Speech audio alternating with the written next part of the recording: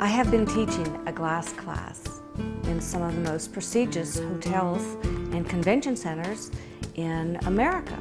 This is a class that has not been offered before. This is not flower arranging. This is not cooking. This is not shopping.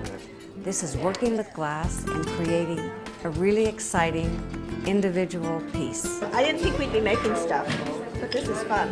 No, it's actually better than what I expected. We have a ratio of 1 teacher for every 7 students. This really helps each student learn how to cut glass, to use the tools, and also select the glass that they want to use in the pieces that they're going to be creating. The glass is then presented the next morning at their breakfast meeting. It's so exciting to see what these people create. Yes, it was great fun. I'm very artsy craftsy, so I enjoyed it immensely.